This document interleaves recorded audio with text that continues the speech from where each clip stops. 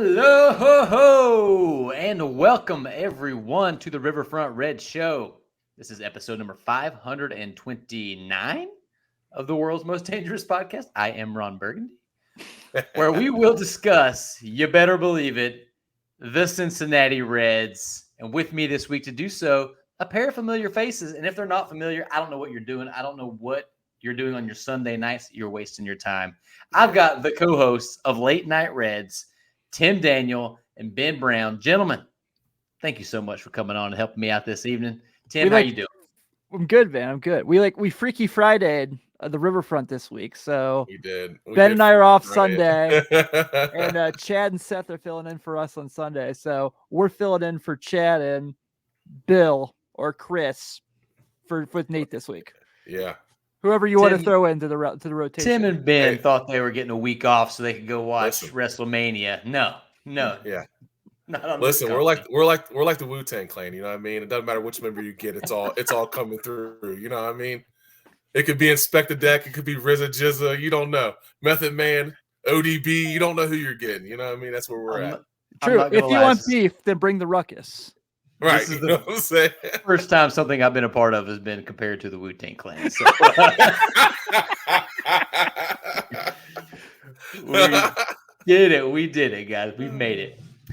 All right, everybody. Before we go any further into the news of the week, please head over to youtube.com/riverfrontcincy. Give us one of those subscribes. It is seriously important for growing a podcast, and that's what we're trying to do here. Have fun talking to more y'all. Do the same thing over at your favorite podcast app. Give us a like, follow, all that good stuff.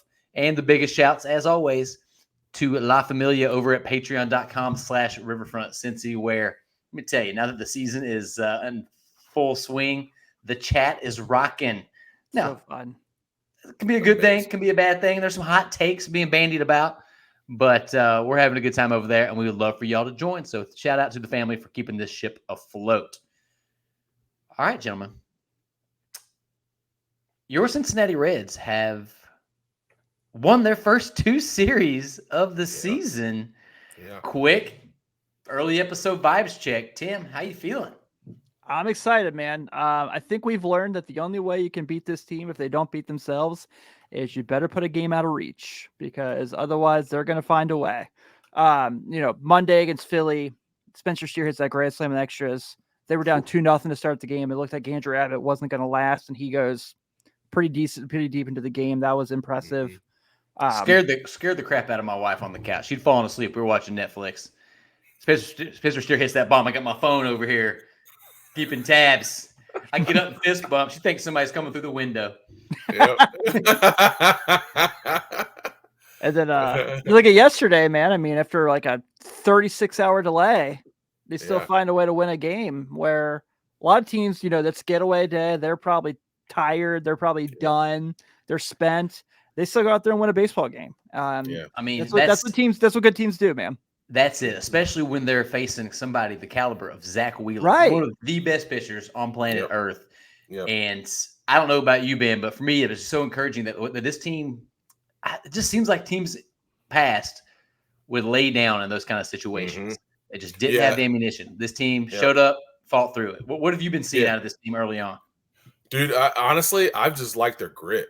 I mean, they've just been a gritty baseball team, and to go out there and win games the way they've won them, ninth inning, grand slams and extra innings, and going out there, maybe you have a reliever, give up a couple runs, like they don't give up, they battle back.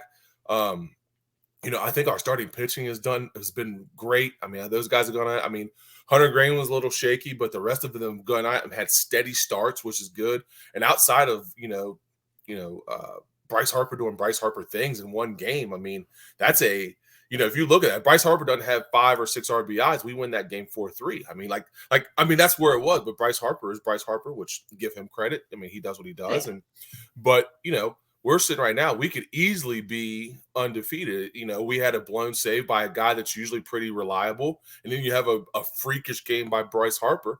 I mean, you look at it, I mean, we could be sitting here 6-0 going in to play the Mets. So it's cool to see that they're a gritty team. They're a tough team. I love the fact that we've been, aggressive on the base pads. Guys have gotten timely hits. Guys have stepped up, when they needed to step up. So, the early kind of view of it, dude, it's been really fun to watch because they've continued that trend of being a fun team that when people see them come into their city, they know it's going to be a tough 3 to 4 game series. Yeah, you're about to be in a rock fight. Yeah, absolutely. I could not agree more. And I guess I should have brought this up a little bit sooner. The early season vibes check brought to you by Blue Wire Podcast Network. Yeah. Huh? Yeah, so we are super pumped to announce some more details to come that the Riverfront has joined up with, not procured by, because it's still us doing all the stuff, and just joined the family, the Blue Wire Podcast Network family, where we hope to be able to offer y'all a higher quality product. It gives us a great opportunity to collaborate with some incredible podcasts out there, tons of great sports stuff, a lot of things that y'all are probably already listening to. And we are pumped to kickstart this partnership. And shouts to Brother Tim for kind of putting this whole thing together. Thanks, man. Yeah, it was something where I kind of was flipping through. They have a lot of shows that I listen to on a regular basis. Cash Considerations, which is a Big Bulls podcast I really like. Insight with Chris Van Vliet. We talked about WrestleMania earlier. It's a wrestling podcast I listen to every week. Chris Van Vliet's unbelievable. I'm a huge fan of his. So the fact that now we're coworkers with Chris Van Vliet is kind of cool. Pretty sick. I was going through their stuff and I was looking at their baseball channel. I noticed they didn't have any Red shows. Went to their football channel, noticed they didn't have any Bengals shows, and I was like, we got pretty good shows we can offer these guys. And they were very willing to listen. We had great conversations. So I think they're excited to get some Cincinnati sports on their radar. That was a gap in their library, and we were happy to fill it. Yeah. So be on the lookout for a lot of more regular content, but we're going to be doing more stuff than we had before. And we're really, really excited about this opportunity. So thank you to everyone for tuning in. And we could not have done it without you. But let's be honest, that's not why you're here today. You're here to talk about your Cincinnati Reds. So let's go through a quick standing update. Let me refresh this browser because there's been a couple games since I opened this bad boy up. But your Cincinnati Reds are 4-2. An interesting 4-2. That gets them to third place in the NL Central, just one game back from the 5-1 Pittsburgh Pirates. More on that later. And the 4-1 Milwaukee Brewers. Not gonna lie, a lot of people had those two teams at the bottom of the division, but it is the first week. What are we doing here? Let's not look at anything. What I want to start keeping a running tally of is series wins. Because if you win more series than you lose at the end of the season, I think you're going to like where you end up. And that national series was a little tough, fellas. They won 2 out of 3, but it could have easily been a sweep. They could have easily have lost 2 of those games, similar to this Philadelphia series. So I was tempering my expectations after a pretty electric opening day win. But to go and grit out 2 wins on the road against a very good Philadelphia Phillies team, arguably the third best team in the National League, at least with preseason expectations, and a ridiculous lineup. Yeah. You get down to the 6-7 spot, and there's JT Realmuto staring at you. It's not fair. And the guys showed up and left the mark, and I was particularly impressed with the starting pitching. Let's kind of go through some of the games here. We covered opening day last week. Since then, game 2 was less than stellar. Had its moments. It had its moments. They got roughed up by the Nats a little bit. And all I want to say is that was the first start of Hunter Greene's season. Can we calm down on this Hunter Greene slander? We did a deep dive into that on Sunday. We did. Yeah. He pitched an okay game. Could have been better, but a couple defensive miscues go the other way, and he has a chance to go a lot deeper and make those baseball card numbers look a lot better. So let's just get it out there again.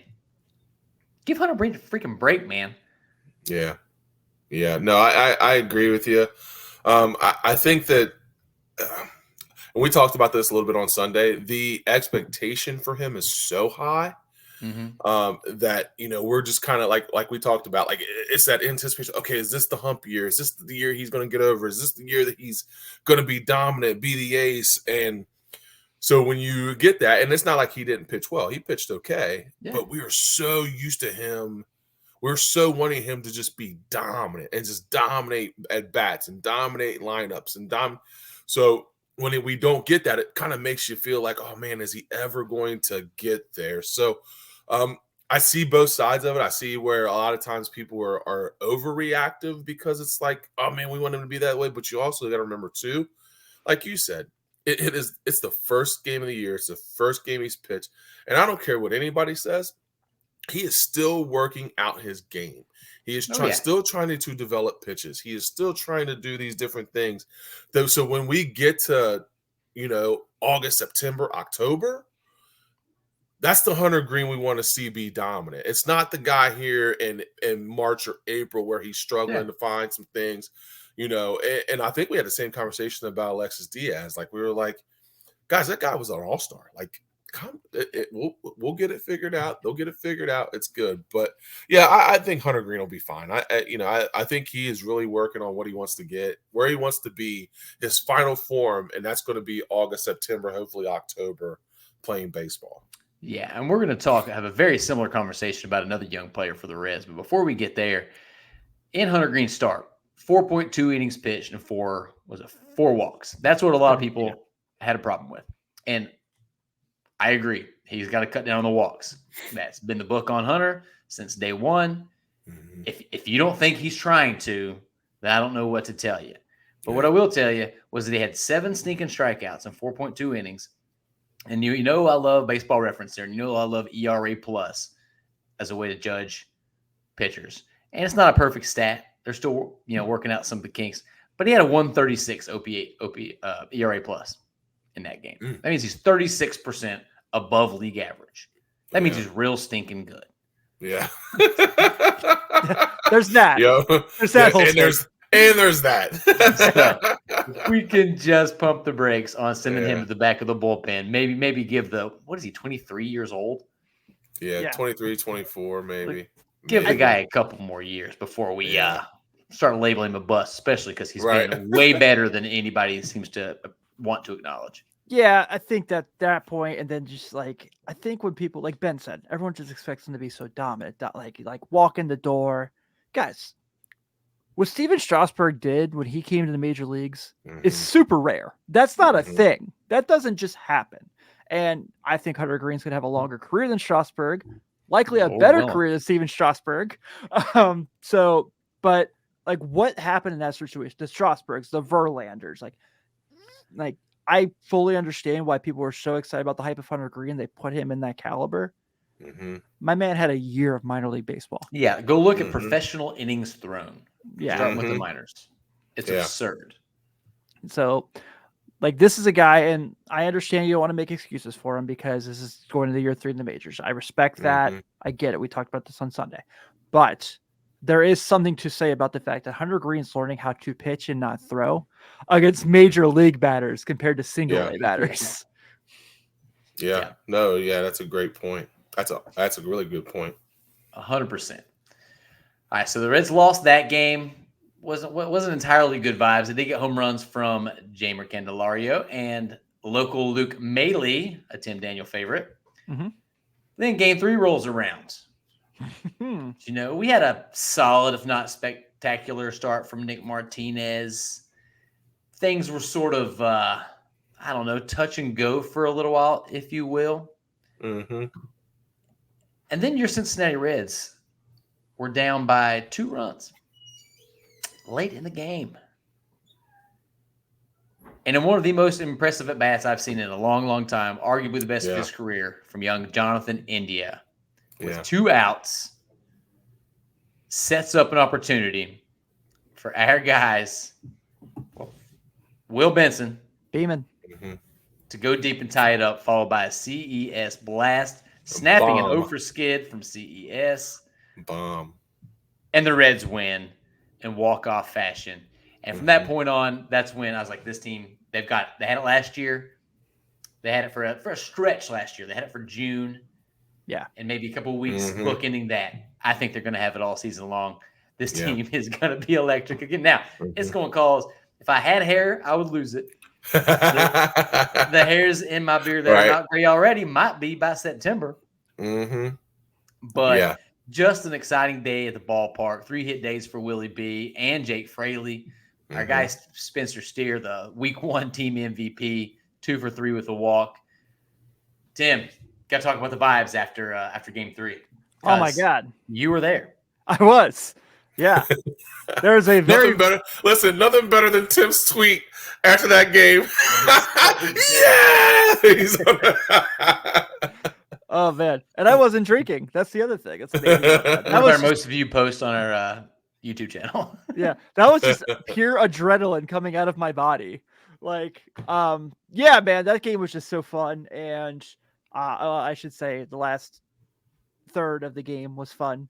Third of an inning of the game. So the Indy at bat, the Benson homer, Strand, which I literally said, if you listen to the show Sunday, I was still celebrating the Benson homer when I heard the bat for Strands. I was like, I didn't even have to look to see what happened. I knew it happened. Obviously I ended up checking it, but just was such a fun day to be at the park. You know, myself and Joe Farsing from our Bengals show, now called Welcome to the Jungle. Spoiler alert. Sorry, Joe, I spoiled your surprise. And didn't think that one through when I said that. And then Stephen Offenbaker from Locked On Reds, amongst others, were with us. And Stephen and I just had a great time, just kind of chatting throughout the game. And we're like down, like we're like, you guys who are like just upset, like don't have to go do podcasts about this game afterwards like we do. Right. And let's be honest, the weather wasn't great either. Right. Yeah. The weather was terrible. Yeah. And then we're like, we get to do podcasts about this game tonight. So yeah, that was good. Shout to Joe for his son was with him and apparently asked if they should start heading to the parking lot before that inning started. And Joe said, no, never under any circumstances do we leave games. So that win sort of set the tone for what I think is going to be the way we feel about this season a whole lot. Maybe for the duration. It's just that this never say die rally red team that we're going to love. And you couldn't ask for better vibes going into Philadelphia. And I want to talk to you about this, Ben, because we talked about this when I helped out with Late Night Reds. There was some concern over how Andrew Abbott looked in the spring. He was your starter in game 1 against Philly. But he came out and kind of shut all that up. He said to the haters, he said 5.1 innings pitched, 2 earned runs, only 3 hits, 4 strikeouts. So glad to see him come out hot after that sort of slow spring. Ben, how do you feel about your boy Andrew Abbott right now? I know you're high on him. That's my guy, man. I was very pleased to see that he was able to hit spots. And I was very pleased to see that his command and the crispness of his pitches they were phenomenal. I mean, he came out and demanded the strike zone and was putting things where he wanted to put them, which was cool to see. And we talked about this, like his spring wasn't the greatest. But man, he came out and really dominated a really good Philadelphia Phillies lineup. And he was lights out, man. It was a lot of fun to watch because like you said, I'm really high on Andrew. I really think that he has level 1 or 2/3 starter potential because I think his stuff is that good. He came out and just dominated that game and pitched well, and it was really cool to see. It was awesome. I mean, Andrew Abbott's success in the major leagues is going to require him to hit his spots. He doesn't have overpowering stuff. His movement is great, but not as great as others. But he's a high strikeout pitcher in spite of that because he has such pinpoint control. When he doesn't have that, kind of like what we saw at the end of last year when he very, very understandably got tired. He's not as effective. And so we were a little cautious. We didn't know what to expect. They weren't giving him that spot in the rotation either. It didn't seem like with all the depth that the Reds have now. And for him to come out against such a good lineup and shut them down that way was just incredible. And then that game, Tim, it goes deep and it's close. It's tied We're getting some extra time. And what happens? The Philadelphia Phillies broadcaster did the classic. John Kruk. Yep. John Kruk. It was John Kruk. That's right. Former Phillies legend John Kruk. He just decided to jinx his squad. Man, he barely picked it up. It was right after the camera cut back in. And he's like, Spencer Steer never had a grand slam in his career. Hope that continues. What happened, Tim? Yep. Spencer Steer, professional hitter. Professional stinking hitter. It's a grand slam in the 10th, and that was when I scared my wife half to death. Go ahead. The John's call in the grand slam. I mean, John has already had like 4 or 5 calls this year already that are just incredible. John Sadak is a gift to Reds fans. You know, Martini's first homer on opening day. Yep. The first to 24 goes to 23. And then the Strand homer when Larkin's like talking, getting his word count up, and he's like, yeah, it's just and like just I mean, John Sadak adds so much to the value of watching absolutely television. It's so good. When Martini hit his second home run, he said the Reds ordered up a Martini and they made it a double. Oh boy, yeah. Dude, he's incredible.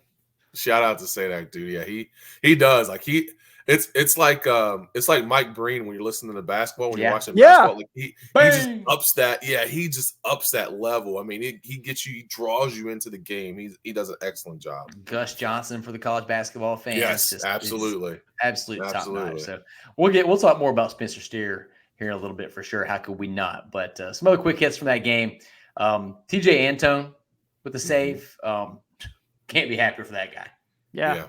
The way he has battled to carve out a little major league career for himself. Just cut his hair today. Did y'all see that? Saw that in the saw someone post that in the love. Did he really? Yeah. He did. I see that. The streets are asking when Ben is going to do the same.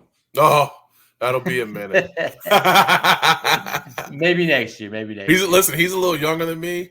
You know, I find out you cut it may not come back. So, you know what I mean? We keep it, we keep it long, you know? That's right. Big bounce back performance from Alexis Diaz. He got roughed up in game 2 against the Nats. So for him to come down and just look like the Alexis that we're so used to. Yeah.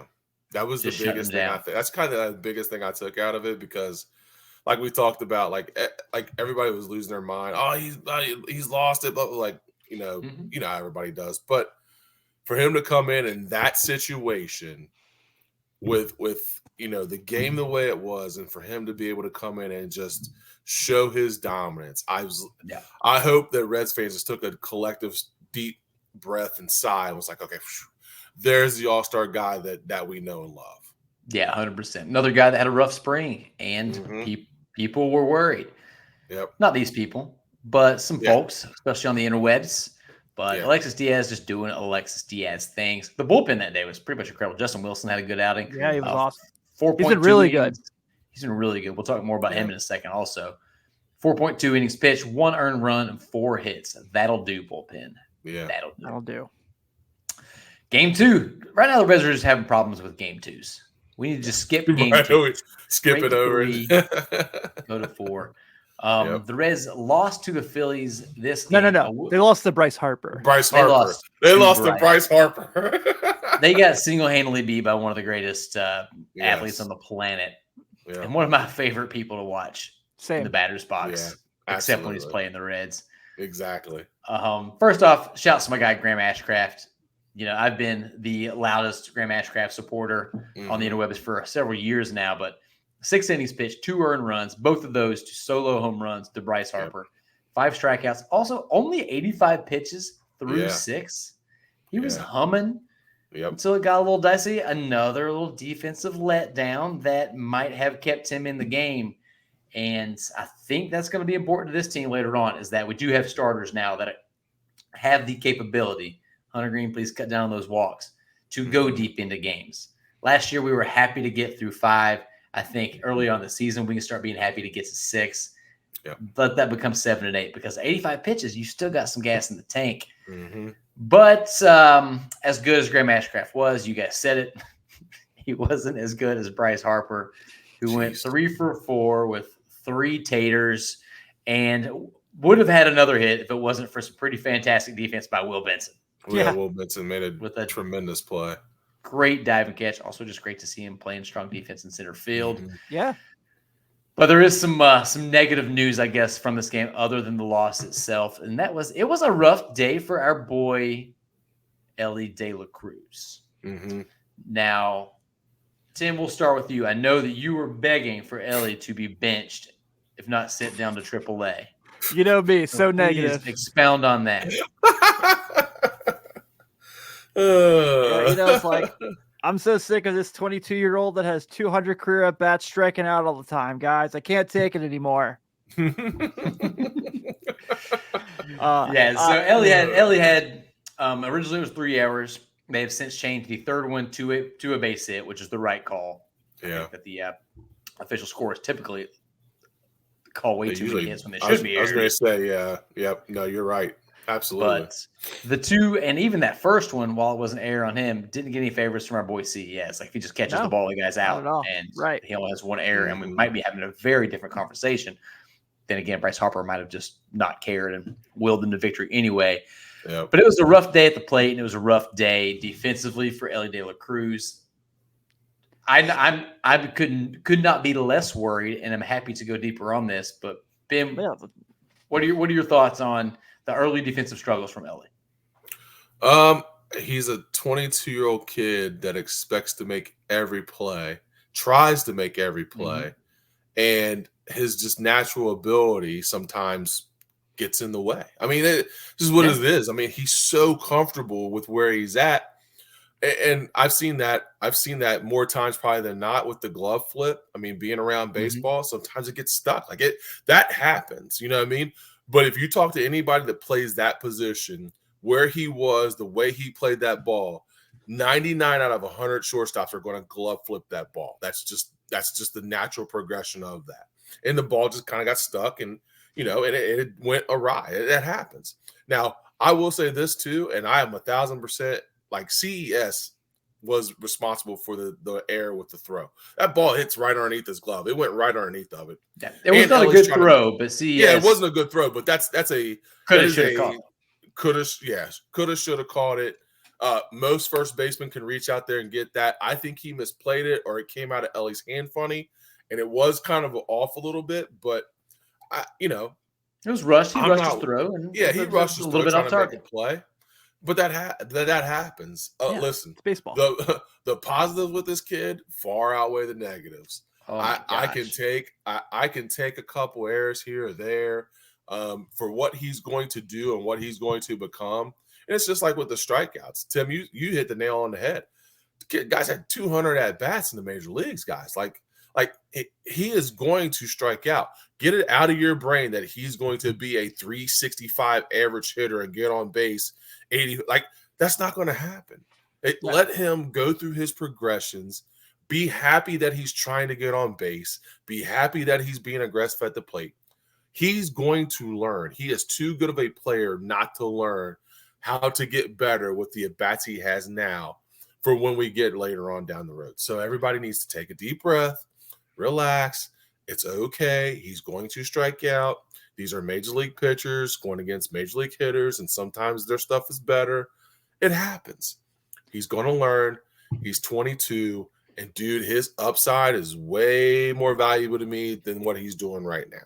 And I think to kind of piggyback off Ben's point, so later that same game, he has these issues where you see guys who make bad plays in defense and they carry it to the plate with them. Mm-hmm. He hits a double. He's like, all right, fine. Whatever. I moved on. It's kind of it's nice to have a guy who doesn't just let the previous play just on to the next play. Let's go out there. Let's figure out what's next. And if you want to go historically in Reds history, I mean, let's look at Red Leg Roundtable. Just had Pokey Reese on. They were laughing about his 4-error game on opening day in 98. Mm-hmm. Yep. They were like, yeah, that was really bad. It got better. Yeah. Barry Larkin had a 3-error game his rookie year. Pokey Reese became a 2-time Gold Glover. Right. Yep. Barry Larkin became the MVP. And as a Hall of Famer. Yeah. That's pretty good. I'm not a scientist, but that seems pretty good. Now, I think we can all agree that Elly De La Cruz upside is probably better than those two, right? We can say if he hits the ceiling, sure. Yeah, if you hit the ceiling, ceiling, right. So there's a few things I want to bring up. One, I was trying to find the tweet there. I couldn't find it, but somebody compared the minor league at bats between Elly and the most patient red of all time, Joey Votto. Mm-hmm. And I don't have the numbers in front of me. I couldn't find it, but it was mind-blowing. Joey had like a couple thousand more at bats in the minor leagues than Elly has so far. Yeah. Yeah. Like an absurd number of at bats in games played. So don't expect this patience to come overnight. And Elly is probably never going to be a low strikeout guy. Nope. I mean, if anybody has the talent to do it, sure, it's him. But as Bill Lax brought up, like the guy's just super tall. It's hard. Those guys typically strike out a lot. Yeah. But there are a few narratives that first off, he's got an 11-game hitting streak. Right. He does. Completely overlooked. He does. He definitely does. We're not going to talk about that. The guy just hits rockets all day long. We'll talk about his bunting here in a minute, whether you're for or against that. But the guy, he's so young. And I keep hearing people online talk about, well, he just needs to be out there taking ground balls. You know, these defensive miscues are unacceptable. It's like he's not even practicing. What are you talking about? What? Have you ever been in a baseball field? Do you think that he just doesn't take ground balls? You think he's not working on that every single day of his Elly, life? go ground balls. Nah. Yeah, right. I'll pass. Now, I do think that there is probably a little something, and you could certainly read into the miscues in Game 2 against the Phillies as it's related to this. I'm not saying it is or isn't, but you could. It's not hard to get there. The guy was the top prospect, burst onto the scene riding a flaming chariot. MLB immediately jumped all over it. They're like, we have something here. Suddenly, he can't even speak English yet, and he's in commercials, getting blasted all over MLB Network. They tried to make him the face of the league immediately. And then he struggled a little bit. Well, he comes back, does all the right things, signs this Jumpman contract with Michael Jordan's brand. That's not nothing. Especially for baseball. You could say it's a distraction or not. I don't know. I'm not Elly De La Cruz. None of us do know. But maybe he feels a little pressure to have that flair, have that spice, that electricity in his game because of the expectations that the league and we as fans have foisted upon him. Now, he's 22 years old. If I was given those kind of flowers when I was 22, I would probably be in a gutter somewhere. Still, they never would have found. They would know which gutter I was in. Elly is up there hitting baseballs, doing this under the biggest microscope with people chirping nonstop. Let the kid play ball. He will only improve. And let's not read too much into 6 games and a 2-error game that could have been a 1-error game.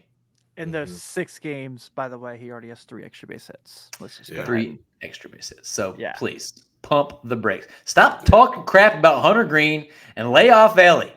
I'm tired of this crap, man. We gotta do we already said it once today in the show. Yeah. If you want beef, then bring the ruckus. All right, bring the ruckus. All right. Last bit of advice for that game. Tough day for Jonathan India. 0 for 5 at the dish. That is the last bad vibes from Jonathan India you're going to hear from me today, because I have loved what I've seen from El Capitan. It was a rough day for everybody, though, except for Spencer Steer, who had a casual 3 for 4 day because he's the best baseball player on planet Earth, not named Mookie Betts. Game 3 rolls around. Yeah, Mookie Betts is just ridiculous. Imagine trading that guy. Dumb. No. Pretty much leading in every offensive stat and outs above average while playing shortstop, a position that he wasn't playing until 2.5 weeks ago. Unbelievable. Game 3 against the Phillies did eventually happen after all the rain delays. The wind was nuts. I was worried because this team has had some defensive struggles to begin with, how it was going to affect the boys. Well, it didn't matter because Frankie Montas, Montas. I think I can help with this Pan situation. Pan or Pam?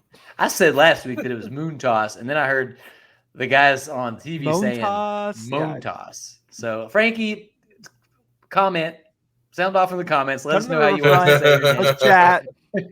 I'm terrible at saying names, pronouncing them correctly. Anyway, we'll just call him Frankie apologies Money. Yeah, in there we go. advance. Frankie Money. Print the shirts. But Frankie Money was money. Mm-hmm. Let's pull it up here. Get a little 5.2 innings pitched, 5 hits, 1 run, 5 Ks, 3 walks. He kind of got a little bit loose there in the 6th. Yeah. A little bit loose in the 6th. And my favorite thing about all of it was after the game, and we're talking about a Reds victory here, series clinching victory. He was furious. He was happy with the win. He was mad at his performance because he wanted to go 6. He's like, it's my responsibility to this team to go deep into games, and I let him down. And I love it. That's what he does, man. Everything I've seen from Frankie Montas. I see why the Reds made him their opening day starter. So far, he has thrown 11.2 innings of 1-run baseball. Mm-hmm. Remember how I said Hunter Greene was actually pretty good because he had a 1.36 ERA plus? Mm-hmm. Frankie Montas, 656 ERA plus. Oh, that's it? Jeez. Maybe the best pitcher on planet Earth. Dominant. No life. Dominant. Absolutely incredible. The splitter was nasty. Yeah. It was just an awesome full team win. They were facing man, difficult conditions. A top tier starting pitcher in Zach Wheeler. Mm-hmm. Ben, what were some of your thoughts from that awesome series clinching win? To me, I know I mentioned that this team is gritty, and I think that's one of the more grittier wins that they had. I mean, because the weather was terrible. You had a long rain delay. You're facing Philly's ace, one of the best pitchers out there. And your pitcher goes out and gives you 5 2/3. You battle out a win, and on a getaway day. And I think we mentioned this earlier. It was a getaway day when most guys are just thinking about getting home to their families, getting home, doing other stuff. They not only that, it got delayed and you're waiting and waiting. I mean, it was just a gritty, tough win on a getaway day, knowing that you had a day off the next day and travel and all that stuff. It was just a tough win. It was good to see Frankie Montas come out and pitch the way that he pitched, just because of the fact that when you're a starter, delaying a game like that can really throw you off because you have your routines, you have different things you do and your stretches and all this other stuff. But he came out and was still as dominant as he had been in opening days. So big shout out to him. And it was a really good win. Really good win. It was one of my. Sorry, go ahead, Tim. It looked like they had a strategy of make Nick Castellanos play defense because I felt like they were hitting him every time. My God. I think on your boy Nick like that. That's just rude. That's just unfortunate treatment of our boy Nick Castellanos. We are a pro Castellanos pod, but we like it when he, does things to help the Reds. A little Elly redemption, massive insurance run, double from Elly. Shutting the haters up a little bit. It was CES that had the big 2-run hit. Mm-hmm. But my favorite moment of the game came when Frankie Montas was pulled because he left with bases loaded in the 6th inning. And our guy, Justin Wilson, came on and slammed that door and looked incredible. He looked unhittable. It was awesome. Tim, early season thoughts on Justin Wilson, who has only been a Red for like 2 weeks. I know. I mean, especially right. He was a guy who battled injury last year as well. Yeah. And the Reds so happened to bring him back from Milwaukee. Obviously, really liked him. They got him in the trade in 22. So 21 or 22. Yeah. Anyway, 21. Yeah. That's right. He was in the Cessa deal. That's what I meant. But yeah, man. I mean, the fact that, like you said, like we talked about on the show when the signing happened, the fact that the Reds got someone who's pretty good that deep into spring training right before the season starts, and he's showing himself valuable with Sam Moll and Alex Young down. And Sam Moll's rehab assignment is not looking very promising at the moment. No. He did look good yesterday. He did. Yeah. Looked strong yesterday. But yeah, I mean, just having that lefty in there you can count on to go get the big outs is obviously something that every big league team wants.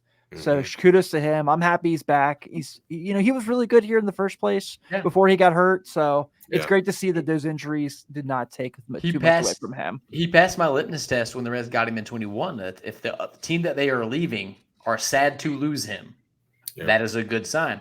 Yankees fans were sad to lose him back then. Shouts to Nick Krall a little bit. I've done that too many times lately. I need to calm down. Oh God. we're the negative ones, remember? Next week I'm going hard in the paint on Nick Krall. There you go. I'll find something. But for not just sitting back and being happy with his bullpen, he saw an opportunity to get a veteran quality guy like Justin Wilson and said, hey, Alex Young, we like you. Sam Moll, we like you. If you guys are a little beat up, we're not going to take any chances. We're not going to sit and wait with Justin Brules of the world. I think that was that guy's name. Yeah. We're going to be happy. We're going to go get better guys. And shouts to Krall for doing that. So at the end of the day, the Reds win another series, and that's the recipe. That's the recipe to playoff success or to a playoff appearance, because that's what we're really hoping for now anyway. And they're on track. They have a set coming up against the New York Mets, who are not good at baseball so far. No. Used 10 pitchers in a doubleheader today. Yeah. So they're going to have a bit of a taxed bullpen. They did win their first game of the season, which we're pretty happy about, because you don't want to face an angry team, I guess. But hopefully we just keep these good vibes rolling on to the next series, gentlemen. A little bit of thoughts and themes for the season at large real quick. I do want to shout Jeimer Candelario had a little elbow thing. Yeah. I don't know if you guys saw that. No word on that yet. We got some David Bell word vomit. If you believe David Bell, then he is probably fine. But if you believe David Bell every time he tells you the player's fine, then you've been pretty disappointed in your life. Yeah. Man. Tim, we'll start with you here, but if we lose Jeimer Candelario, particularly because he is a switch hitter and this team has not looked gorgeous against left-handed pitchers, already being down 3 expected starters, that's a pretty big blow to this team. Yeah, especially because that was like your offseason signing, right? That was your guy. That was we're going to improve the offense with him. And you're already down. We've gone through the list a million times, right? The McLeans, the Friedels. So adding him to that, just yet another starter of your 8 that you're down is pretty painful. The good news we've talked about in all these circumstances, you do have guys who can play those positions, right? I don't know. Third base might be running slim right now with Noel B and him. Yeah, I hope David Bell's right. I hope that his alphabet soup word vomit is nothing more than everything's going to be okay. But like you said, we've been burned by that before. So, wanted to see Jeimer make his City Connect debut tomorrow. So today, if you're listening to this. Yes, David Bell said that because of the off day, we were unlikely to hear anything anyway. We will hear more on Friday. Some updates there.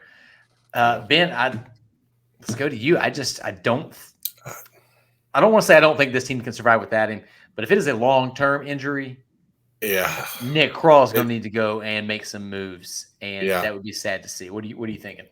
Yeah, I think that I'm hoping that it's not. But like you guys said, it's almost like the curse of David Bell. If he says you're okay, probably not okay. Just don't say things. Just don't say anything. We don't know. Waiting for a future report, something. You know what I mean? What are we doing? Yeah, hopefully it's not long term. I think we could survive. I think we could survive in the short term. But dude, if it's long term, being down 2 third basemen already with the Marte suspension and now Candelario, you've got to make some kind of move somewhere. You don't want to move Elly back over there because you got him playing shortstop, and that's where you told him he's going to be. You're going to have to do something. So, hopefully it's a short term thing. Like you said, Nate, I don't think it's something where we just couldn't survive because I think we're just too talented. But it would definitely put a hitch in our giddy up, being down 2 third basemen, and then needing to make a move somewhere else. So that's one way to get Reese Hines up here. Right. I'm gonna start using hitching my giddy up all the time. By the way, Yeah, you're a little hitching the giddy up. You know what I I'm mean? gonna use it for positives, negatives, all of the things. Yeah, I think this lineup can survive against righties with a little Jamer absence. Hopefully, we don't have one. Maybe a game or two, if anything at all. Yeah. I will start getting worried against lefties. Yeah. If he goes out, but we don't speculate here. We'll wait and see. Yeah. I do want to shout out some just fantastic performances so far. Will Benson has kind of picked up where he left off last year. Looks like he is the real deal. I guess the question has been, can he hit left-handed hitters or left-handed pitchers? We don't know yet. I've been on here loud and proud asking for the rest to give him a chance. He has been begging David Bell to give him a chance.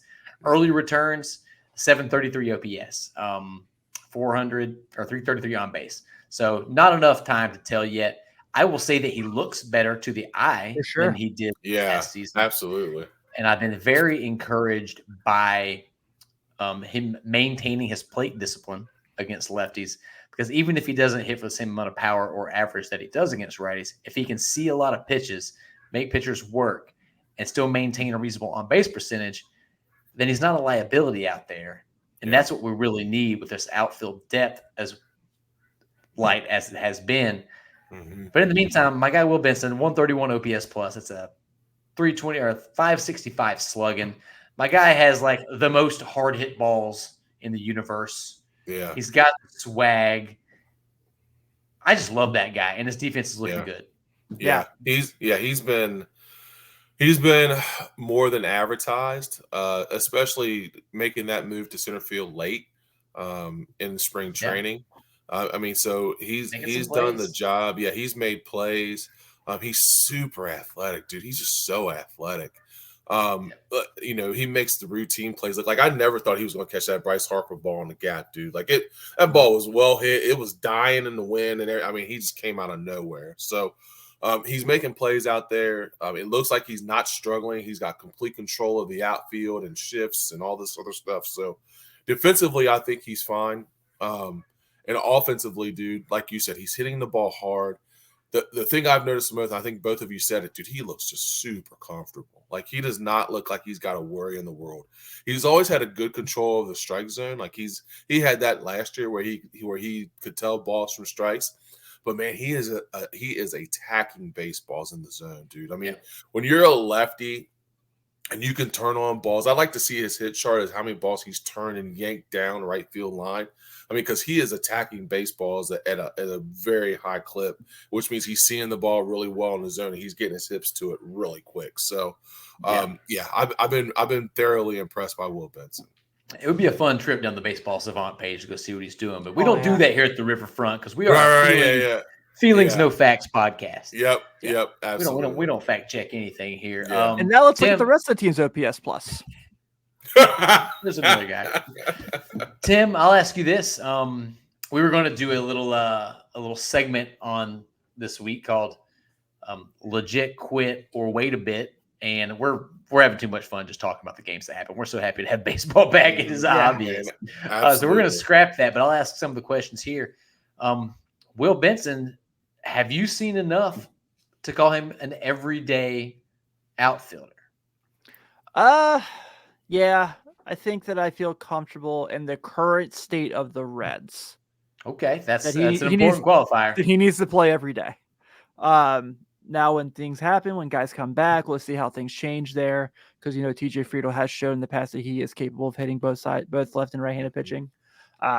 Though Benson might be more athletic. Definitely does not have as good of an arm by any stretch of the matter.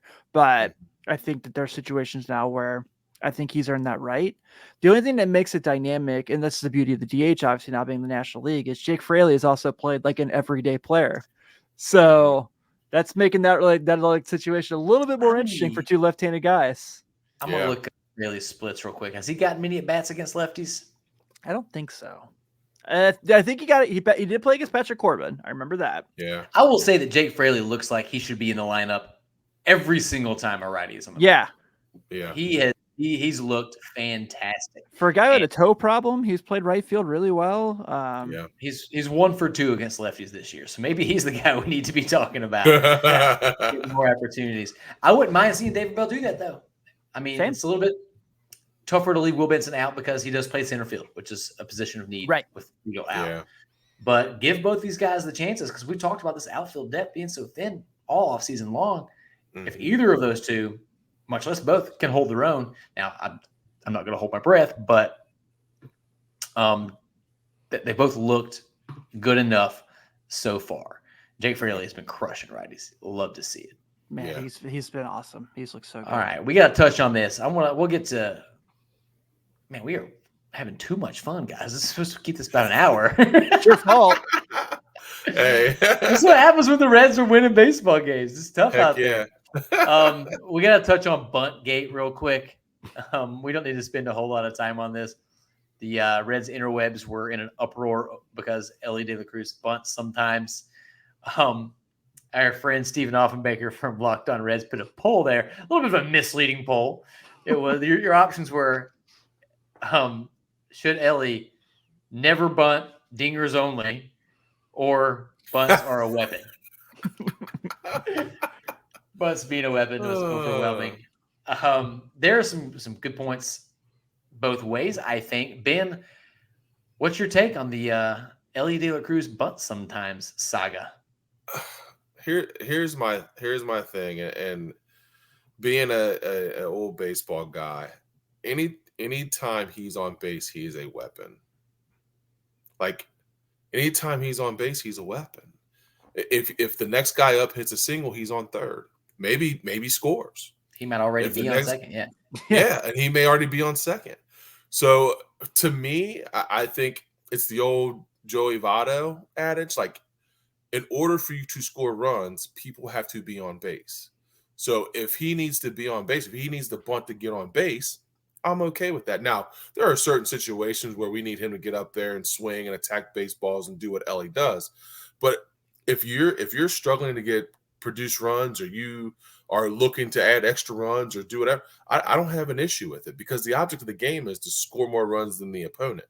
And Elly has shown that he can do that at a high level, and get around the bases better than anybody in major leagues. So I'm okay with it. It's just, I'm okay with it. That's totally fair. The counterpoint, which also has some merit to it, would be that his strikeout numbers are pretty ridiculous, and he's not been super successful with these bunts thus far. So starting out in an 0-1 hole when you're already strikeout prone is tough calculus. We're getting those numbers. The other argument being, the guy has the potential to nuke one 500 feet every time he swings a bat.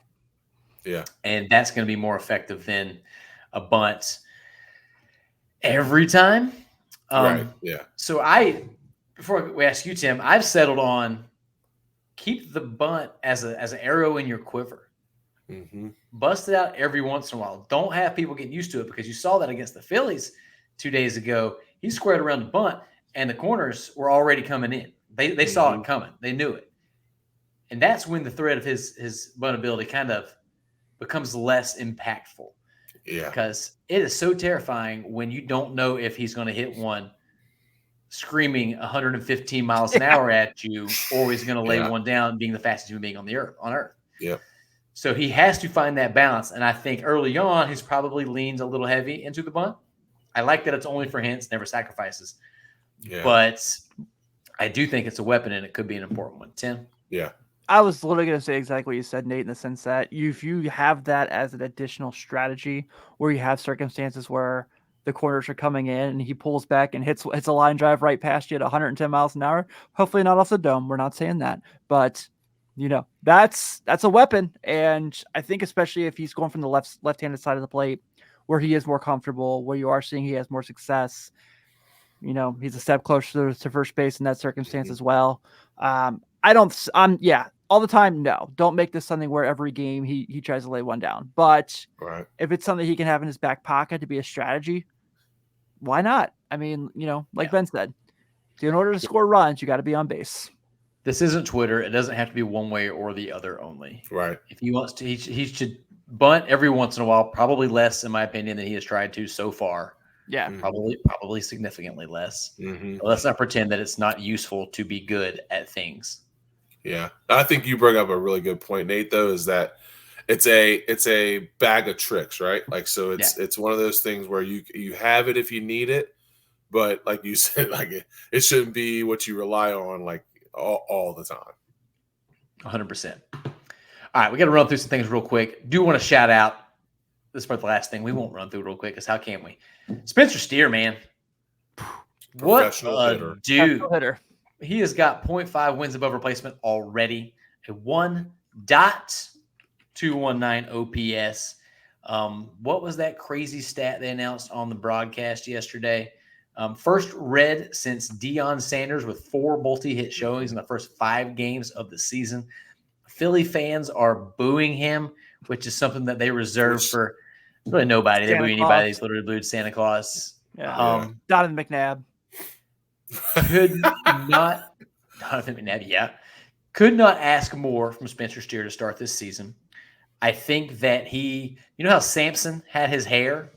Yeah. I think Spencer Steer's power lies in his dumper. The guy dump truck he's working with. It's gotten even bigger in 2024.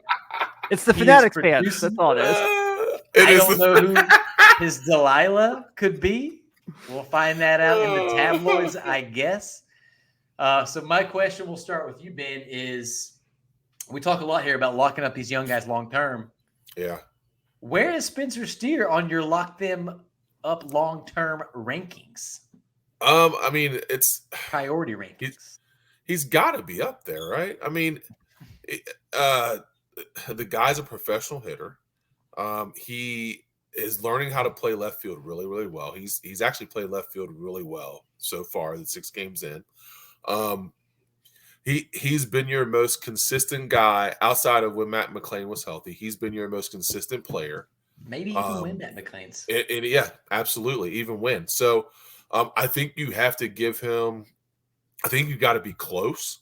From all the guys that you've brought up, he's got to be the one that you look at and say, yeah, this guy, his numbers are tracking. Like he is tracking all-star status. So he's got to be a guy that you got to look at as far as even in the sample size, he's got to be a guy you're looking at trying to lock up because he's that good. Yeah, depends on what those numbers look like. He is 26 years old, 4 years older than Elly De La Cruz, for people that are still out there bashing Elly, by the way. Tim, how many years would you give him? Would you just give him keys to the city?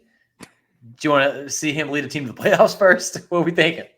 I mean, I think my prediction at the beginning of the year was he was going to be the person who was selected as the All-Star representative. Not saying he's going to be the only Reds All-Star, but he will be the one who's selected as a representative, and then we'll see how everything goes from there. But I think Bob Loper, who is a big friend of the Riverfront, he's on their show regularly, tweeted me this week actually at the Late Night Reds account that there's a lot of conversation about who should be the younger guy that should lock up long term. I think it should be Spencer Steer, and it was the first time I really thought about this. Between all these guys we're talking about, he hasn't had the strikeout struggles, he hasn't had the injuries. He is 26, but if you can at least do like a Hunter Greene-like deal, sign him through his arbitration years and see what happens from there, I don't think that hurts them. I don't think they have so much money tied up to a situation where they can't do that.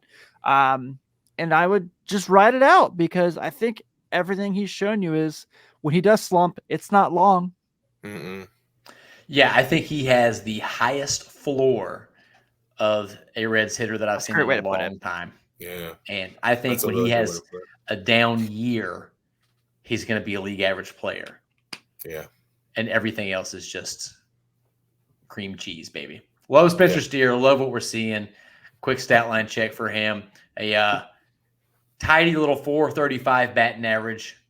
5 runs scored, 8 RBIs. 480 on base. So maybe get those walks up, Spencer. Quit hitting the ball in fair play so much. Walk a little bit. 739 slug percentage and a 220 OPS plus. I mean, when that was Brandon Phillips, that was like 290 with a 305 on base percentage. So he's looked great. Other people have been pumped about Jonathan India, real quick, the guy should just bat lead off. That's where he's best. It seems where he's most comfortable. Yeah, absolutely. And he loves that. This has been a very strikeout happy team, and his patience, his approach to the plate has been beautiful to see. That 10 pitch at bat that led to the game extending and Will Benson hitting the home run and then CES walking it off was an incredible moment. Not giving up, fighting all the way through. What you expect to see out of that guy. It was beautiful. And I don't have the numbers in front of me, but the Cincinnati Reds starting rotation had a 3.00 ERA heading in to the Frankie Montas start. So it is better than that now. Yeah. Which is pretty good. And it's just a lot of fun when you look at your starting rotation and Graham Ashcraft is your 5th starter. Yeah. Instead of years past when he would have been your ace. So love to see it. This team is been stressful but fun so far. Shout out to Nick Lodolo. Looked good in his rehab starts. 1 run, 5 innings, 77 pitches, 8 strikeouts, 3 walks. They're saying 1 more rehab start before if that goes well, he's back on potentially April 10th, which is right around the bend. That's going to lead to a little pitcher carousel. Tim, how do you see them figuring that out if Nick Lodolo is back and healthy? Whew. Bro. Good problem to have, right? Bro. Good problem to have. Yeah, I think John talked about this on the broadcast recently. With their scheduled off days coming up, it is potentially for the time being they could go to a 6-man rotation. So I could see that definitely happening for sure. They might not have a choice if Andrew Abbott has another outing like he had, if Graham Ashcraft has another outing like he had, because although there's a part of the internet who really thinks it should happen, they're not sending Hunter Greene to the bullpen. Let's relax. I'm a lover, not a fighter, but I want to punch these people in the face. Make sure one of them my mom. As long as they don't I'm not a big man. Tim. Punch Tim's mom in the face? Sorry, Tim's mom. I would never. I would never. Yeah, we're going to have some fun. I mean, it's just an enviable position to be in. It trickles down, though, to the bullpen. I think the obvious choice would be Nick Martinez goes to the bullpen where we sort of all expected him to be. Yeah, that's good. Once it goes down to a 5-man. But then somebody's got to go back. And I don't know about you, Ben, but if I find that this team is just playing games and keeping Buck Farmer up here because they paid him $2 million, don't get me wrong, I think Buck Farmer is better than he has been so far. But he is always in my mind. He's always in my mind the worst guy in the bullpen. Yep. And he's a pretty good worst guy in the bullpen. You're not mad at your bullpen if he's your worst guy. If he's your worst guy, yeah. But if you got to send somebody down while Tony Santillan is down in AAA cooking, then I don't want Nick Krall to play these games. Now, granted, pitchers have options for a reason, and they have the merry-go-round between Louisville and Cincinnati for a reason. Smarter minds than my own will figure that out. But, Ben, how pumped are you to, A, have this problem, and B, see Nick Lodolo back on the mound in Cincinnati? I mean, the good thing about that is that, dude, his stuff is so electric, dude. Like, he just has great stuff. And if he's healthy, dude, you have the potential of having 3 aces. Like, think about that. Like, I will not allow this Graham Ashcraft slander to stand. 4 aces. Okay, 4 aces. But think about that though. Like if Lodolo is like we know Lodolo can be, right? And Hunter Greene finds his stuff, and Frankie Money is still money. I mean, dude, that you're going into series with those 3, and then your backup guys, your 4 and 5 are Abbott and Graham Ashcraft. Like, we talked about this before. Guys that you and I love. Yeah, that's filthy. That's filthy. You could be, you could be on the back end of a road trip and start a road trip with Abbott, Ashcraft, and Frankie Money. Like what? Like that's go that 6-man and just go. Yeah.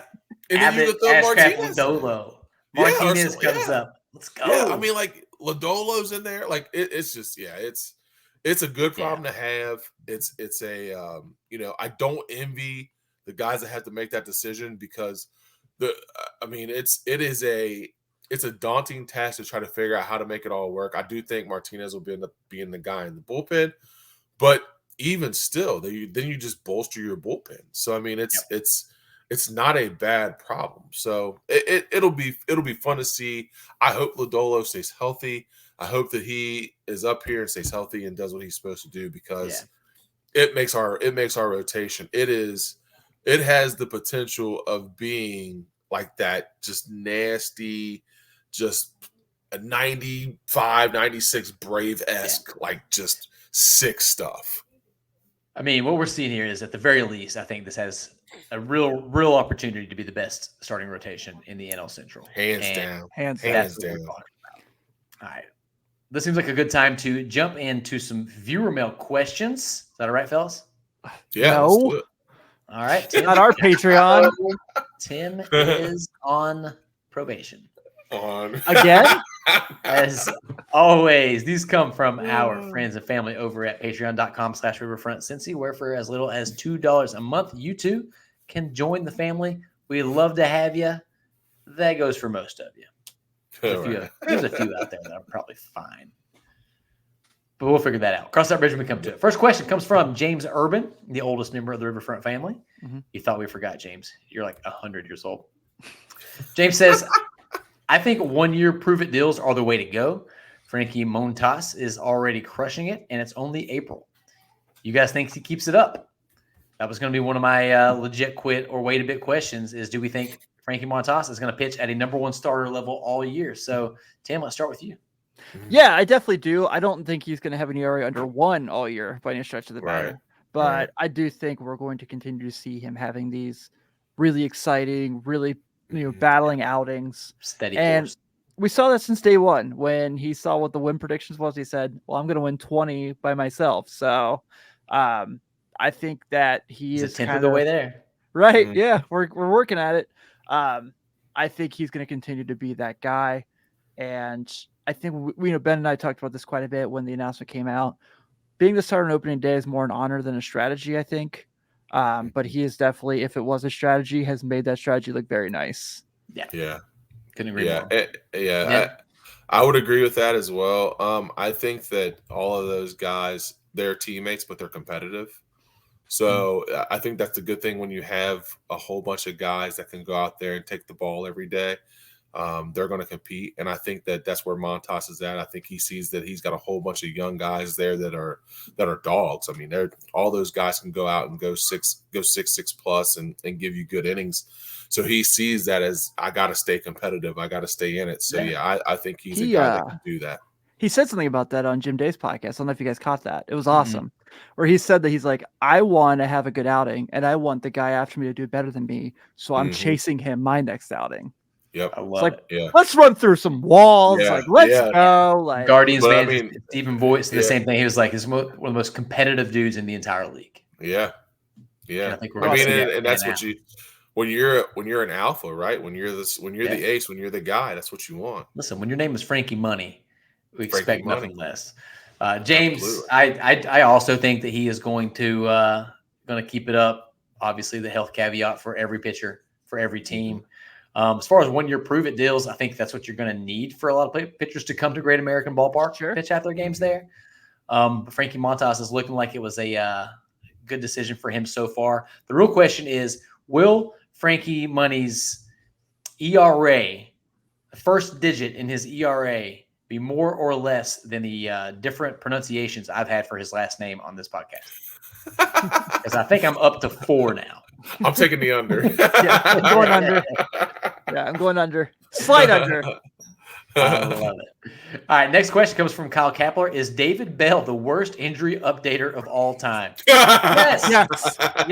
That's a unanimous. Cut this clip out. David Bell, do this for us. Just say, we don't know yet. He'll be evaluated in 2 days, and then we will let you know. Done. Solved. Really simple. Yeah, 100%. All right, next question comes from Rex Scott. Rex says, if memory serves, the Reds had a much better record at GABP last season than they did on the road. What's it take to be a good road team? Also, should home versus road records even matter? The game is played on a regulation field and diamond wherever you are. Is it all psychological, perhaps, especially for younger players? I want it to be known that Rex follows up with another question saying that he's breaking a Chad rule by asking another question. But also the first question had 3 questions in it. It did have a lot of questions So in Rex, it. you are setting records over here, my friend. This I'll feels like bet the lead off Geese on this episode, one. the Geese and Billy Madison. Is anyone even listening to me? I have no idea. I have no clue what makes a team a good road team versus a home team. I don't think that home field advantage matters as much anymore as it used to, or as much as it does in other sports, perhaps. Yeah. I don't know. Ben, you got a lot of athletes in your family. What are your thoughts on this one? I think the part of being a good road team is consistency, right? I mean, it's staying in your routine, being able to do the things you do every day on a constant basis, even when you're on the road. Home versus away, I think that's I can't say that it's all mental. I think it's more familiarity when you're at home. And when you're on the road, you're dealing with different things. You're dealing with different schedules. You're which they're all professionals. I mean, that's not an issue, but it's one of those things where it does become a little bit of a mental thing where you're like, you're away from home, or if it's a long road trip, or if it's whatever. So I do think a little bit of that mental plays into it. Not much, but I think that when the other team is home, they're more comfortable. I mean, there's a lot to that. Yeah. So when you're on the road, you're not. So. Hold on, what was the third question? I know you had 3 questions in one. I'm trying to get back to it. We'll get to number 4 in a minute. Yeah, the Reds being better on the road sometimes is, I don't know, maybe the pitchers you get fly ball pitchers versus ground ball pitchers. I don't know. Yeah. Tim, anything to add to that? Not to be a company guy again, but listen to Pokey Reese on Red Lake Roundtable. That 99 team was unbelievable on the road, and they talk about it.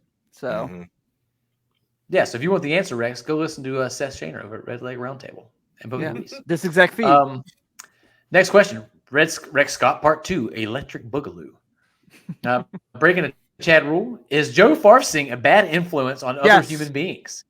After I posted something provocative on our Slack channel, Joe congratulated me and said my actions were the result of his influence.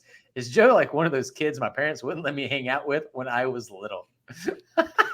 Yes. One of the best questions ever asked here on the Riverfront. Yeah, I think Online Joe, that's a hard yes, Rex. Online Joe is yeah.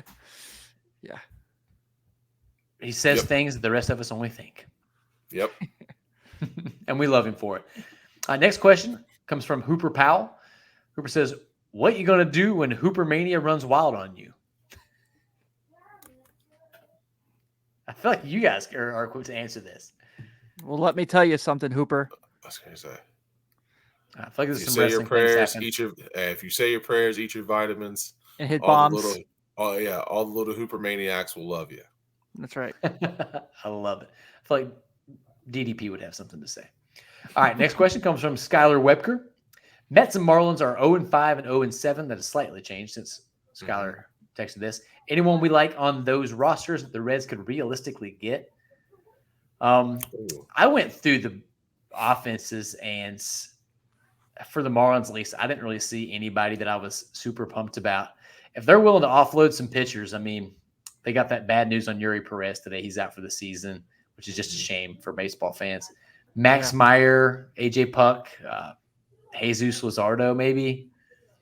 I'll say they already started trading guys. John Birdie just got traded to the Yankees. Yeah. Yeah, those guys, as far as the Mets go, I don't know how much of a rebuild they're willing to undertake, but I would send everything the Reds could offer at Francisco Alvarez if they want to part ways with a 22-year-old powerhouse of a catcher. Then by all means, anybody else jump out to y'all? I mean, if the Mets are willing to take like some salary, and like we don't have to pay the whole thing, I'd be willing to give Starling Marte a shot here. Yeah. Ooh, yeah. I would not complain about Marte being on this team. He would hit. Yeah, that's a good one, Tim. Yeah, I like Pete that Alonso. one. Yeah, Pete Alonso for sure. Bring him tomorrow. I'll pick you up at CVG or Lunkin. I don't care. He's no Mike Ford. All right, Joey Gaditza says Jake Fraley doesn't get enough love either, I don't think. I like how you just put a question mark on the end of that so that it became a question. Burgundy? Yeah, agreed. We kind of touched on that earlier. 100%. Jake has been awesome so far this year. And with everything that he and his family went through in the offseason, rooting hard Absolutely for that guy. Last question comes from Rich Thompson. He says, okay, it's early in the season, but the Guardians 5-2, Tigers 5-1 now, and Pirates 5-1, and Angels 4-2 are all leading their respective divisions. Are they legit contenders or are they pretenders? P.S. Rich does like him some Chrissy Hind and the Pretenders. I think the Guardians are potential contenders because the AL mid is mid. very mid. I think the Tigers could also be in the mix for the exact same reason. I think the Pirates are going to live up to their reputation as the World Series champions of April. And the Angels are going to be terrible. Yeah. Spot on. Bailey Falter is in the rotation for the Pirates, people. Let's just make sure that we have this conversation. Like, Bailey Falter. Yep. All right. So I think that's going to do it for us this week. Please go check out everything else we have going on at the Riverfront. We have an awesome podcast on Red Leg Roundtable with Seth Shaner, where he is sitting down with Kent Merker, which is going to be a lot of fun. So go check that out on Tuesday, I do believe. Guys, what's going on at Late Night Reds? Well, we're off this weekend. I'm gonna say we're relaxing by watching wrestling. Yeah. And while we're watching wrestling, Chad Dotson and Seth Shaner are filling in for us on Late Night Reds. So two guys that have been guests on the show have never hosted the show without us. So we're excited for those guys to fill in for us. We definitely are appreciative, so we can charge our batteries and be ready for the home stretch. So still hang out with them. I know they're not going to make you laugh like we do, but they'll do an okay job. 100%. Shouts to those guys. Keep coming back to the Riverfront. We love having y'all. Thank you so much for tuning in with us. Ben, any parting words of wisdom for the folks out there? Nah, man, it's always cool when I get to hang out with Nate D, man. So, thanks for having us on. You tell all the Riverfront podcast hosts that. Thanks for having us on. It's a lot of fun. And gosh, our Reds are really good. So it's good. It's good stuff. Go. Tim, any parting words? Don't turn your back on the Wolfpack. Listen. Your lips to God's ears. All right. Thank you, everyone, for listening and supporting the Riverfront. Tell your friends, tell your moms, tell your aunts and uncles. Tell them to tell their aunts and uncles. Good Lord willing, they're still with us. And they can tell their grandkids, and that gives us a nice pool. Please remember, subscribe to all the places. You can find us at all of the places. We are Riverfront Cincy on Twitter, Instagram, Facebook. We are patreon.com/Riverfront Cincy, where you can come hang out with us. We love you guys. Thank you so much for the support. Shouts to Blue Wire. We're excited on this new partnership. We are going to rock it and have all the fun. And shouts to Adam Dunn. Shout out to Lisa Alberto Bonilla. Shouts to Wayne Cranchicki and even Eli Cash, for Tim Daniel, for Ben Brown, for Kent Merker. This is Nate Dotson saying so long, Cincinnati.